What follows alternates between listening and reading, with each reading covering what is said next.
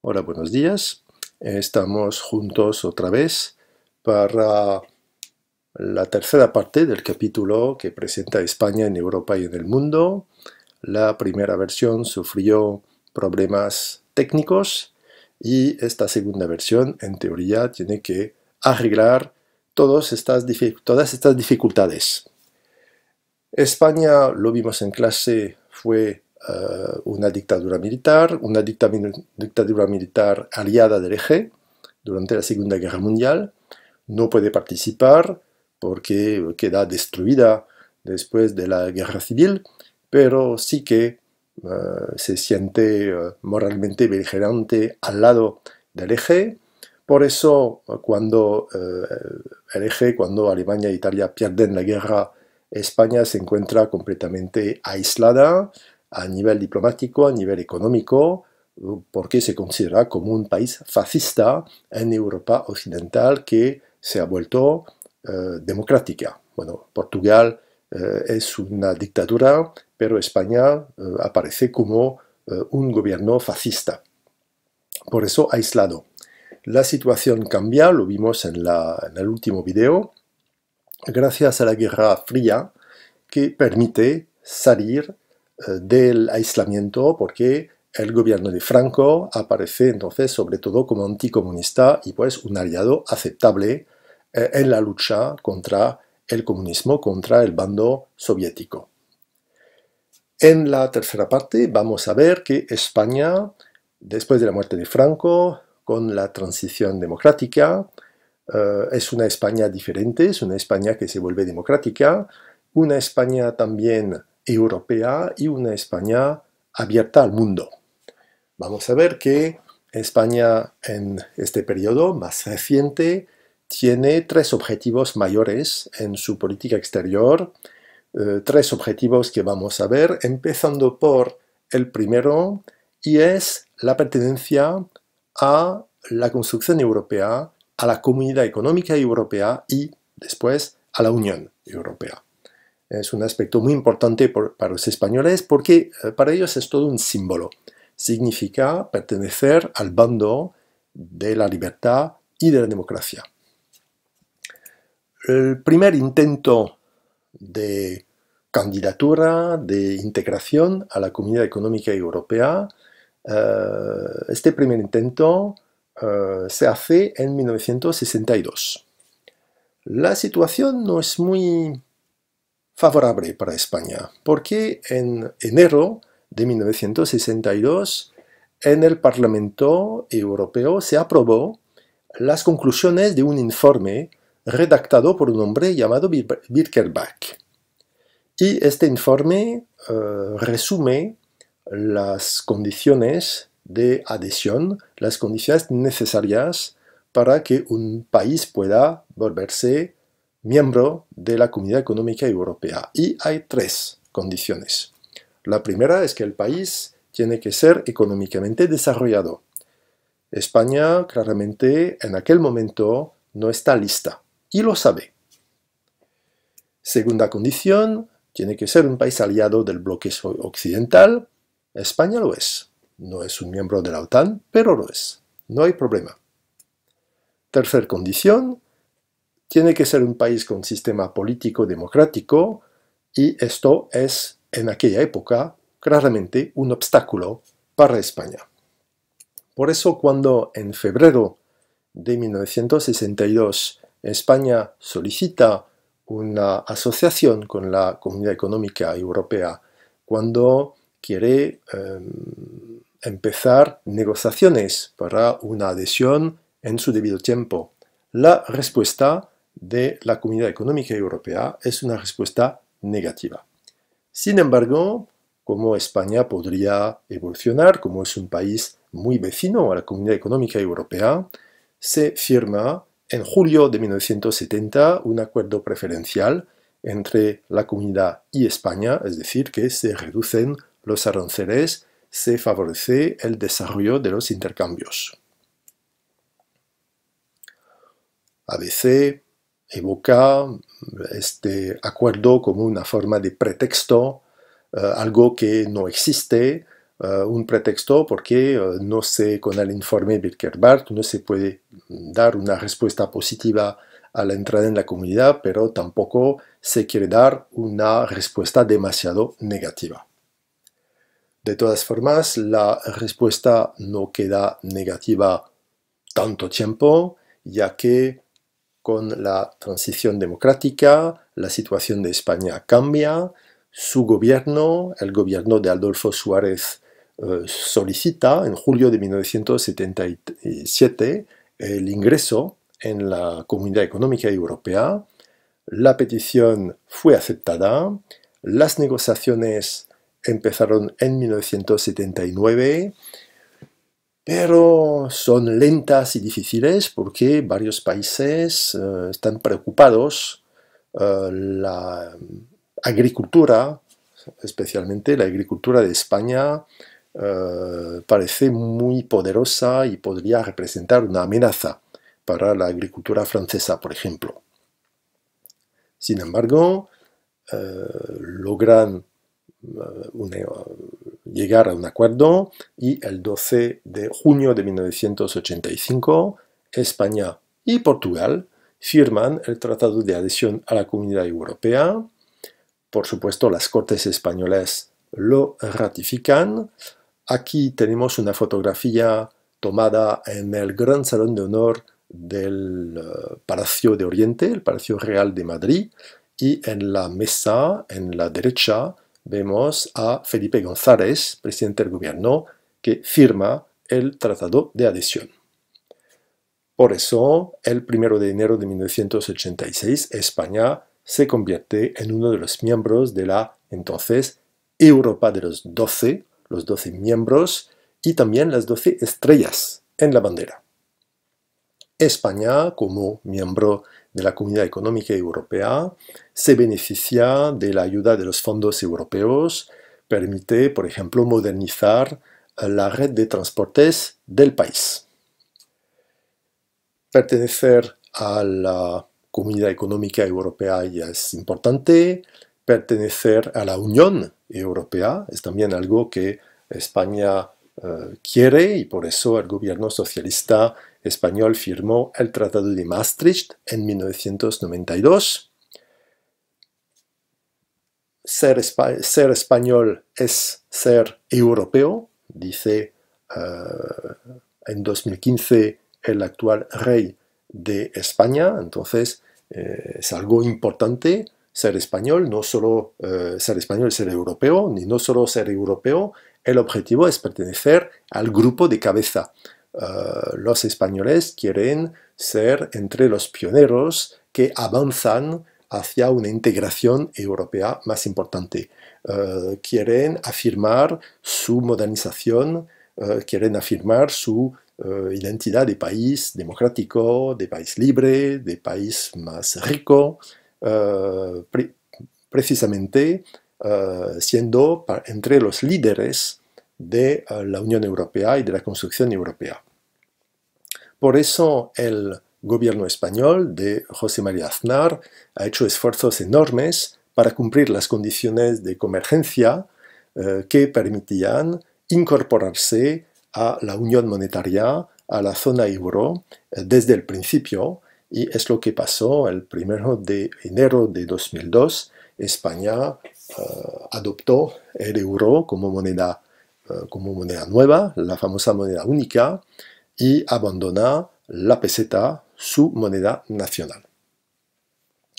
De la misma forma, cuando se redactó el Tratado de Roma, el segundo Tratado de Roma, el de 2004, que establece una constitución europea, el gobierno español firma el tratado, los españoles ratifican este acuerdo español por referéndum en febrero de 2005 por una amplia mayoría. Se nota aquí el afecto de los españoles por la construcción europea.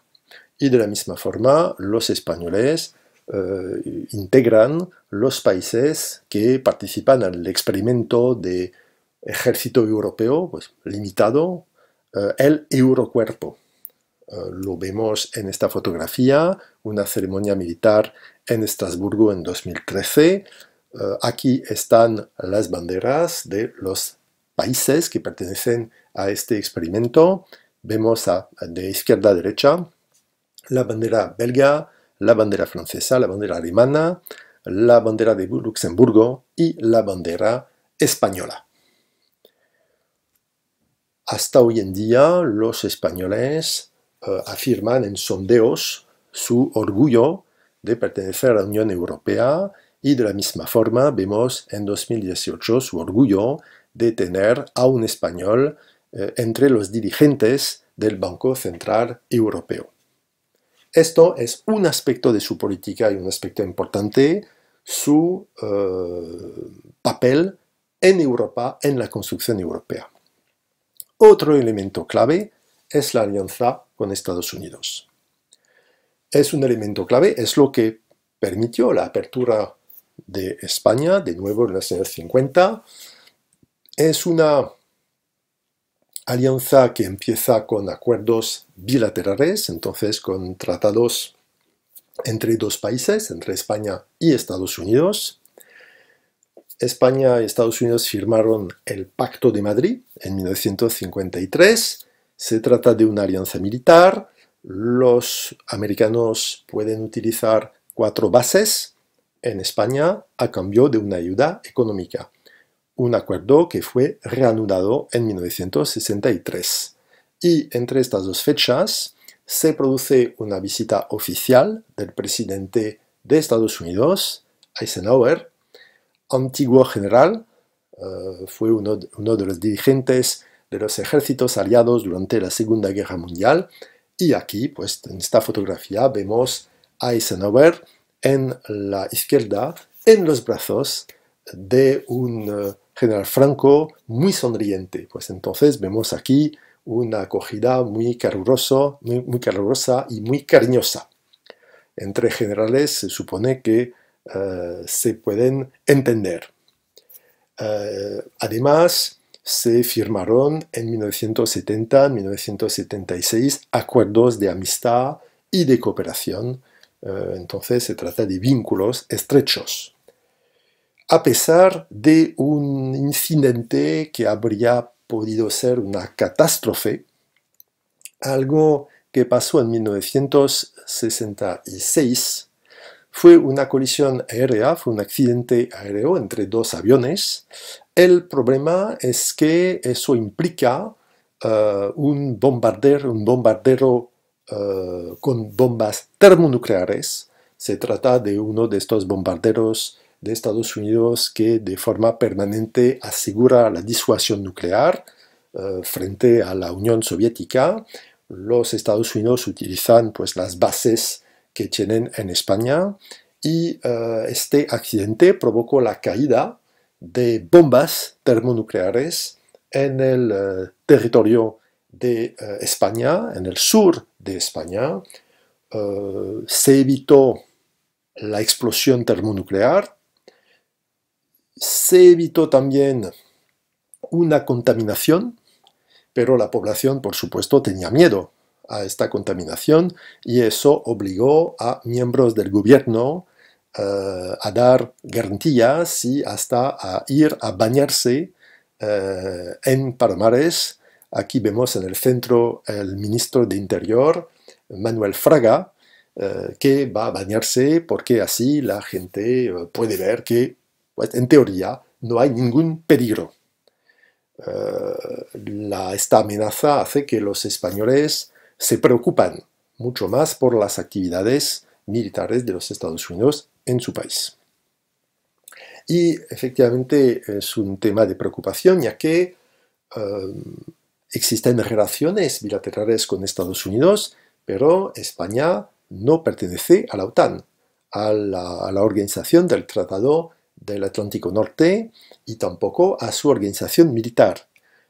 Había que pensar en la posibilidad de integrar esta organización. Adolfo Suárez, él no quería hacerlo porque tenía una política bastante neutralista, pero su sucesor, Leopoldo Calvo Sotelo, pidió el ingreso español en la OTAN en 1981. Y por eso, en 1982, España se volvió el 16º miembro de la OTAN, lo que representó un problema serio para el Partido Socialista Obrero Español, una vez en el poder, porque llega al poder, como lo sabéis, en 1982. Hace campaña en aquel momento, a favor de un referéndum para dejar la OTAN, pero en el poder no hace el referéndum, espera 4 años para hacer este referéndum. En 1986, un referéndum que se hace y en el que el gobierno pide un voto positivo. Un voto positivo para que, bueno, España sería miembro de la OTAN, sí, pero no participaría a la estructura militar integrada, entonces el ejército español no estaría bajo mando de Estados Unidos. Los Estados Unidos no podrían introducir armas nucleares en España y tendría que reducir la presencia militar que ya tenían. El voto español fue un sí. Un 52% de españoles votaron a favor de la presencia en la OTAN en las condiciones que establece el gobierno socialista. Y durante los años 90, España participó en operaciones de la OTAN, Yugoslavia, Afganistán, Libia, por ejemplo, y en 1995 un español, Javier Solana, fue elegido secretario general de la Alianza. Entonces los españoles hacen parte de la estructura de decisión, por lo menos, de la OTAN. España no solo es un aliado de los Estados Unidos, sino un aliado muy fiel, sobre todo entre el periodo que va de 2001 hasta 2004. Podemos decir que las relaciones entre los dos países alcanzan entonces su mayor intensidad. En 2001 se produce el 11S, pues el atentado del 11 de septiembre en Nueva York, y 2004 es el momento donde se produce el cambio de mayoría en España, y entonces un cambio de gobierno. Pero entre José María Aznar y el presidente de los Estados Unidos, George Bush, la relación es una relación estrecha y España participa a las operaciones en Irak. Como lo sabéis, en 2004 se produce el atentado del 11M, el atentado en Madrid, perpetrado por Al-Qaeda. Este atentado, ya que resulta de una política de intervención en Irak que la opinión española había denunciado, provoca un vuelco electoral. La opinión parecía antes favorable a un nuevo gobierno para José María Aznar. Lo que pasa es que, al fin y al cabo, como el gobierno parecía mentir, decidieron votar y votar socialista. Así que el cambio es importante. El nuevo gobierno decide retirar sus tropas de Irak y eso enfrió, por supuesto, las relaciones entre España y los Estados Unidos. Una relación que mejoró con la llegada al poder en Estados Unidos de Barack Obama, que vemos aquí en la portada de ABC en 2015 con Felipe VI.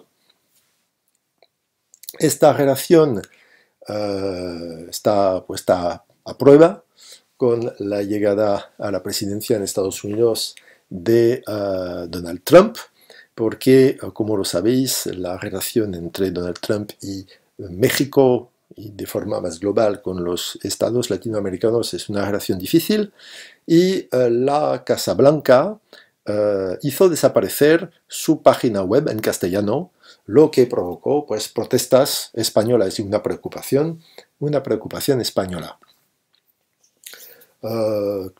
España que quiere, es lo que dice el rey en 2017, que quiere conservar las buenas relaciones que existen entre Estados Unidos y España. Una caricatura aquí presenta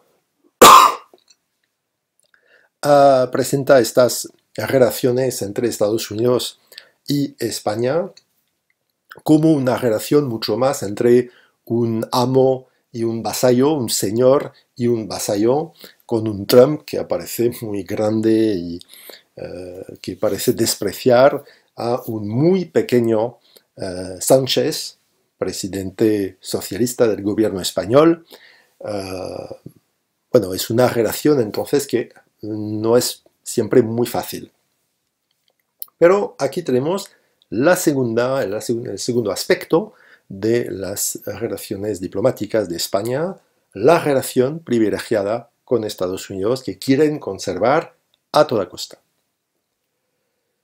Tercer aspecto, España quiere desempeñar un papel tan mundial como posible y sobre todo privilegia relaciones con Iberoamérica y con el mundo mediterráneo por motivos históricos. En efecto, la potencia española se afirma a nivel mundial. Aquí tenemos una imagen famosa de victoria de los españoles en la Copa Mundial de Fútbol. Aquí tenemos una imagen que muestra la victoria del equipo de baloncesto en la Copa Europea de baloncesto. Entonces España está presente en el mundo a través del deporte, el baloncesto, el fútbol, el tenis, etc. Pero no es su única manera de afirmarse, por supuesto. España está presente también en las instituciones internacionales. Por ejemplo, España fue elegida en 2014 como miembro no permanente del Consejo de Seguridad de la ONU.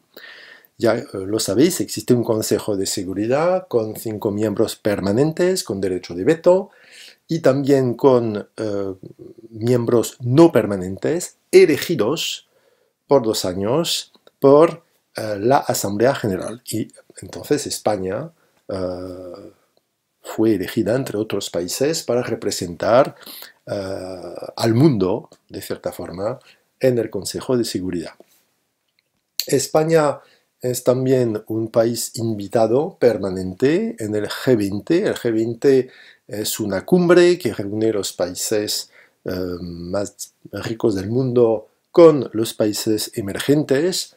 Pues España está presente en estas reuniones. Vemos aquí una fotografía de familia de los responsables en 2012 en México, y aquí está Mariano Rajoy, presidente del gobierno. El mismo Mariano Rajoy está presente en 2014 aquí en la cumbre que se reúne en Brisbane. Está aquí en primer plano, sentado al lado del primer ministro de Canadá, del presidente francés, del presidente de Estados Unidos, del primer ministro británico, y podemos reconocer también la canciller alemana. Es una presencia en las organizaciones internacionales y también en las misiones de paz de la ONU. España, el ejército de España participa a menudo a estas operaciones bajo mando de la ONU, a veces a través de la OTAN, y aquí también está presente. Lo vemos en la prensa española, lo evocan un ejército español que tiene que adaptarse a estas nuevas misiones. Evoca también a veces los puestos de responsabilidad de los oficiales españoles, como aquí, por ejemplo, una teniente coronel que dirige una misión internacional en Afganistán. De la misma forma, España, que es un una de las grandes potencias en el mundo, que se afirma como un aliado de Estados Unidos en la lucha contra el terrorismo, se tiene que afrontar el yihadismo, tiene que afrontar un terrorismo islamista. Y efectivamente lucha, como los otros países, contra esta amenaza global, y como otros países, pues como Francia, por ejemplo, ha sufrido de nuevo atentados. Ha sufrido, por ejemplo, en 2017 un atentado en Barcelona, y por eso la portada del periódico de referencia nacional, El País, tiene un título en catalán, no te importa, que significa no tenemos miedo. España es un país presente a nivel internacional con sus actividades culturales, a través, por ejemplo, del Instituto Cervantes, creado en 1991, es el equivalente de la Alliance Française, es el equivalente del Instituto Confucius, por ejemplo, de los chinos. A través de esta organización, España, el gobierno de España está presente en diferentes países, aquí en Portugal, en Francia, en Estados Unidos o en Argelia. Aquí vemos la página web de la Biblioteca Miguel de Cervantes de Shanghái, y efectivamente, gracias a esta organización es posible aprender y practicar el idioma español y también descubrir la cultura de España. Una cultura y un idioma que se difunden primero en Europa, lo vemos aquí en este mapa de 2006, vemos qué proporción de europeos tienen la capacidad de mantener una conversación en español. Vemos que Francia hace parte de los países que tienen el porcentaje más importante, y vosotros pues hacéis parte de este porcentaje de personas capaces de hablar en español. Es una presencia mundial, es una presencia lingüística mundial, lo vemos aquí, en rojo los países que tienen el español como idioma oficial. Se trata de Hispanoamérica, por supuesto, y de España, pero tenemos también en verde los países donde se utiliza este idioma. La presencia, entonces, cultural es importante, sin lugar a dudas. Hace parte del soft power de España, como su presencia en el mundo a través de empresas, a través de la economía. En este contexto global, España pues, es una potencia mundial, pero una potencia mundial de segundo rango. Lo vimos estudiando en geografía el caso de Madrid. Es un país que tiene que especializarse un poco, y es lo que hace, por ejemplo, con relaciones estrechas con Iberoamérica. Existe una relación histórica importante, una relación cultural, una relación lingüística, y este vínculo se mantiene, por ejemplo, a través de reuniones periódicas de jefes de Estado y de gobierno de Iberoamérica con los dirigentes de España y Portugal. Existe una organización de estados iberoamericanos para la educación, la ciencia y la cultura, y España y Portugal pertenecen a esta organización. Y, por ejemplo, tenemos en Cádiz, en 2012, una cumbre iberoamericana de jefes de Estado y de Gobierno. Vemos aquí las banderas, vemos aquí la imagen de la reunión. Son reuniones que se hacen desde 1991. A veces son reuniones bastante animadas. Aquí un ejemplo de estas relaciones que pueden ser difíciles entre España y sus antiguas colonias. Es un episodio bastante famoso que pasó en la Cumbre Iberoamericana de Santiago de Chile en 2007. Vamos a ver lo que pasó a través de un video, un fragmento de noticias de la televisión chilena. Y es una es un diálogo bastante directo entre el presidente del gobierno y el rey de España, por un lado, Hugo Chávez, entonces dirigente de Venezuela, por otro. En un gesto claramente nunca antes visto, el rey de España hizo callar en público al presidente Hugo Chávez luego de que éste tratara de fascista a José María Aznar en la cumbre iberoamericana celebrada acá en Santiago. Este incidente rápidamente dio la vuelta al mundo. Es casi una ironía que la cumbre se tratara sobre la cohesión social. Lejos de ese ánimo fue el presidente venezolano Hugo Chávez quien lanzó la primera piedra al decir que el expresidente del gobierno español, José María Aznar, era simplemente un fascista, algo que ya había remarcado el día anterior. Yo ayer me referí a un expresidente español. Espero que el gobierno español, hoy, dirigido por mi amigo el presidente Zapatero, no se vaya a molestar. Yo estoy además respondiendo a un ataque de este señor, que anda por el mundo diciendo que yo soy un peligro para América Latina, que viene a América Latina, y que un día en Caracas me visitó. Ustedes saben quién es José María Aznar. Yo ayer lo dije y lo repito, ese señor es un fascista. La rabia de Chávez contra Aznar tenía un porqué y ese era el supuesto apoyo del ex gobernante español al golpe de Estado en Venezuela. Aznar sabía del golpe y Aznar apoyó el golpe. Y como por casualidad era presidente de la Unión Europea, emitió el comunicado. Luego otros gobiernos europeos se excusaron, ofrecieron unas explicaciones que ellos no fueron consultados, pero apareció un comunicado a nombre de toda la Unión Europea. Pero esta vez Rodríguez Zapatero no la dejó pasar. El gobernante español pidió derecho a réplica y frente a la mirada atónita de los mandatarios, se fue con todo contra Chávez. Lo más impactante vendría después. El rey Juan Carlos de España le gritó a Chávez para que se callara. Se puede estar en las antípodas de una posición ideológica. No seré yo el que esté cerca de las ideas de Aznar, pero el expresidente Aznar fue elegido por los españoles. Y exijo Dígale a él que respete. Exijo ese respeto, por una razón además. Por supuesto. Porque han ido respetando a Venezuela por todas partes. Yo tengo derecho a defender. ¿Y por qué no te callas? Por favor, no hagamos diálogo. Han tenido tiempo para plantear su posición. Sí, un momentito. Presidente, termine y después. Yo no puedo aceptar esa expresión del presidente Zapatero. Presidente Hugo Chávez. Podrá ser español el presidente Aznar, pero es un fascista y es un falta de respeto. Presidente Hugo Chávez.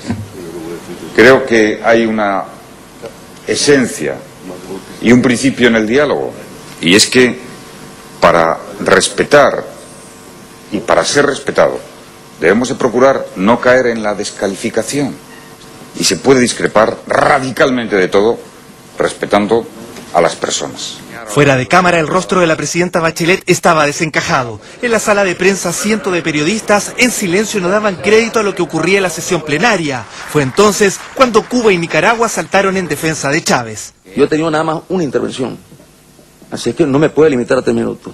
Libertad de expresión es un principio. De hecho, fue el mismo Daniel Ortega quien cedió parte de su tiempo para que Hugo Chávez respondiera. Con la verdad, ni ofendo ni temo. El gobierno de Venezuela se reserva el derecho a responder cualquier agresión en cualquier lugar, en cualquier espacio y en cualquier tono. Segundos más tarde, el rey Juan Carlos de España simplemente se paró de su asiento y abandonó la sala por algunos minutos. Esto no había ocurrido jamás, comentaban los periodistas españoles que corrían de un lado para otro intentando obtener alguna reacción oficial del gobierno español. Estas discusiones pues continúan en los años que siguen, pues son reuniones frecuentes. Se hizo una cumbre en México en 2014, por ejemplo. Es una cumbre que fue importante para España, ya que por primera vez el rey Felipe VI representaba a su país. España aparece en estas reuniones como un socio importante, ya que, y lo dice el presidente de Colombia en una entrevista al periódico ABC, España es el modelo para modernizar mi país. España puede ser un modelo de desarrollo económico, pero sobre todo puede ser un modelo de evolución política, como un país pasa de una dictadura militar a una democracia completa, sin derramar sangre, o por lo menos sin enfrentamientos mayores. Aquí tenemos los símbolos de las otras cumbres, las cumbres más recientes, la de Colombia en 2016, la de Guatemala en 2018. Son entonces cumbres y entrevistas regulares. Se podía pensar que Cuba iba con las nuevas relaciones que se establecen en 2014 con Estados Unidos, reintegrar la economía mundial. En este contexto eso parecía favorable para España. Bueno, el embargo sigue vigente, así que no se hizo. Sin embargo, España es uno de los países que invierten en América Latina. Por ejemplo, una parte del capital del Banco Interamericano de Desarrollo es un capital español. España participa en actividades para favorecer el desarrollo y las empresas de España también invierten dinero, como Repsol, empresa petrolera, como Telefónica, empresa de telecomunicaciones. En la portada del Economista observamos la presencia también de Inditex, que bien conocéis, de Agbar, que es una empresa proveedora de agua potable. Así que tenemos una presencia diplomática, cultural, económica de España en América Latina y, otra vez, España es el intermediario privilegiado entre América Latina y la Unión Europea.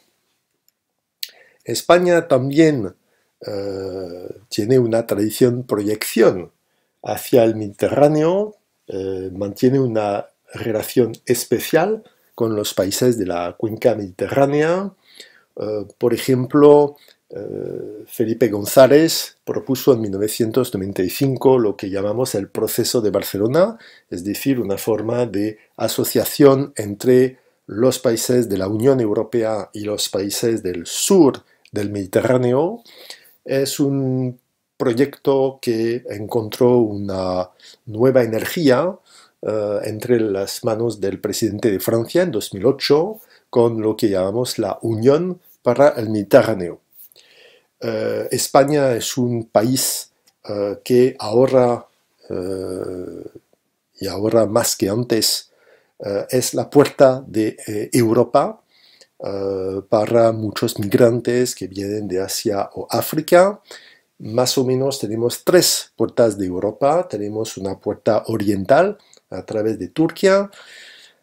Turquía ahora mismo está abriendo las puertas, pero los países europeos han construido muros fronterizos, vallas fronterizas. Pasar entonces es difícil. Pasar por Italia, bueno, significa cruzar Libia y para los migrantes existe un peligro de volverse esclavos en Libia. Claro que no es su objetivo. Y entonces la tercera solución es pasar por España. Aparece una solución menos peligrosa en aquel momento. España está muy consciente de esta situación y tiene acuerdos con Marruecos para vigilar la frontera y, si es posible, impedir el paso de barcos, el viaje de barcos hacia Canarias o a través del estrecho de Gibraltar, porque es un paso muy peligroso y hay muchos muertos. España, sin embargo, no puede controlarlo todo, porque es posible cruzar el estrecho de Gibraltar o ir hacia Canarias en barco, pero es también posible acceder al territorio español por tierra a través de los fragmentos africanos de territorio español que España posee desde a veces el siglo XV, y estos fragmentos de territorio en la costa marroquí explica que las relaciones con Marruecos son a veces difíciles. a veces tensas, porque para Marruecos son más o menos colonias que quiere recuperar. Y esta tensión se nota, por ejemplo, en un incidente a propósito de un islote que se llama Perejil, cerca del estrecho de Gibraltar. Este islote lo vemos en la fotografía, está en el primer plano, es un bloque de roca, de piedra, sin nada. Sin embargo, provocó un incidente mayor entre los dos países. Efectivamente, algunos guardias civiles marroquíes llegaron a este islote, se instalaron en una campaña, en una tienda de campaña y implantaron banderas marroquíes, lo que provocó una intervención masiva del ejército y de la marina, de los comandos españoles, para proteger este fragmento de soberanía española, como dijo el presidente del gobierno. Así se nota, fue un incidente que pasó en 2002 y pues se nota entonces la tensión que puede existir entre estos dos países. Otros fragmentos de territorio son más importantes y también más claramente españoles, porque la verdad es que el islote de Perejil no está en ningún tratado, así que no está escrito en ningún papel, ningún tratado, quien posee este islote. No está escrito que es español, pero el gobierno español lo considera como suyo. Tenemos también ciudades, pues como Ceuta, como Melilla, ciudades pues en la costa marroquí, y es posible cruzar la frontera. España hace todo lo posible para dificultar este paso para migrantes ilegales. Lo que vemos aquí en 2005, vemos aquí de noche migrantes que fabrican instrumentos artesanales para cruzar la valla fronteriza y también los alambres de púas. Aquí vemos esta valla fronteriza de Melilla. Antes tenía 3 metros de alto, ahora por lo menos 6 metros de alto. Observamos que hay 2 vallas diferentes, entonces en teoría es un obstáculo muy difícil de cruzar. Sin embargo, en la actualidad tenemos noticias de intentos bastante impresionantes de grupos de 200 o 300 migrantes. Es lo que pasó, por ejemplo, en Melilla, 17 de septiembre de 2003, y es lo que evoca el sitio internet del periódico El País. Vamos a ver cómo los españoles presentan estos acontecimientos. Vamos a ver imágenes espectaculares, pero otra vez se trata de grupos limitados de migrantes que de todas formas acaban arrestados por las autoridades españolas. Pero es verdad que es impresionante. Es la calma en el paisaje después de una batalla tremendamente concurrida. En la línea que divide 2 continentes, los que vienen de África saltan con agilidad para superar los 3 últimos obstáculos que les separan de la meta, con tanta fuerza y en tanto número que llega un momento en que la valla más cercana a Europa, a la parte española, se viene abajo con todos sus asaltantes. Realizan el abordaje más de 300 inmigrantes. Unos 100 logran pasar a Melilla, en muchos casos para esto, para ser arrestados en las calles todavía desiertas. Durante horas y bajo los focos del helicóptero proseguía la huida de los inmigrantes, perseguidos por agentes que en ocasiones necesitaban triplicar en número al detenido para conseguir llevárselo de la calle. No en vano, son gente que viene de un largo viaje, dispuesta a cualquier salto para dejar atrás su mundo.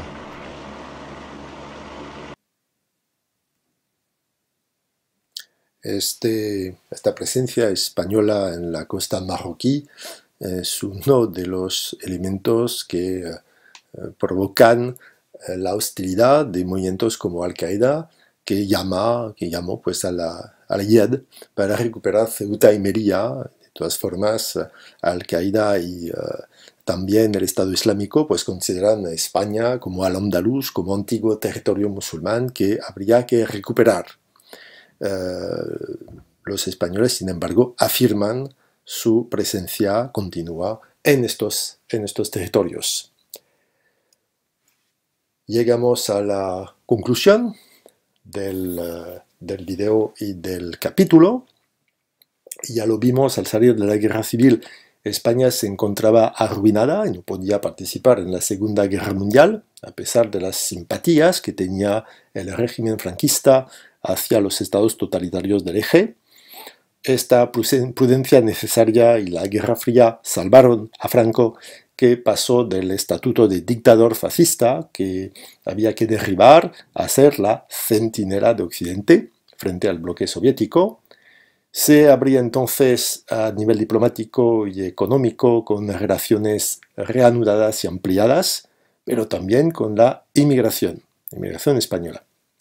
La transición acentuó el fenómeno, España se volvió una democracia, como las otras en Europa, pudo ingresar la Comunidad Económica Europea y la OTAN, se benefició de los fondos de cohesión para modernizarse y desarrolló una política extranjera más ambiciosa, participa en el G20, las operaciones de pacificación de la ONU, dialoga con Iberoamérica y su cambio de política en cuanto al mundo árabe provocó el atentado más sangriento de su historia en Madrid en 2004.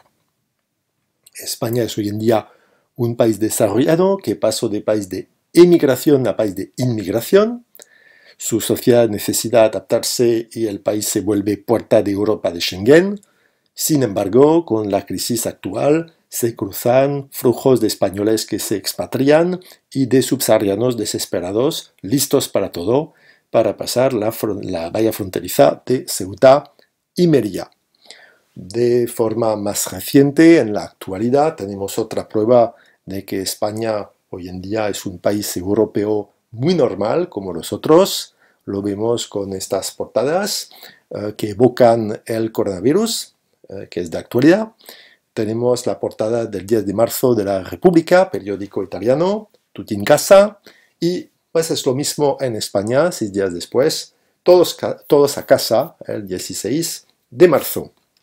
Efectivamente, España tiene que afrontar como sus vecinos europeos esta crisis que provoca efectivamente la decisión de cerrar las fronteras.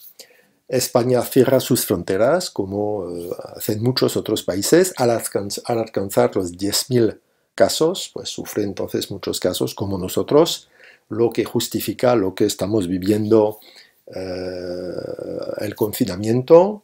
Y para acabar con una nota positiva, pues voy a acabar con la portada del Correo, el Correo Español, que en su portada pues presenta el lema del ministro de Sanidad español: este virus lo paramos unidos y lo paramos todos en casa y pues trabajando a distancia como lo estamos haciendo ahora mismo. Con estas últimas palabras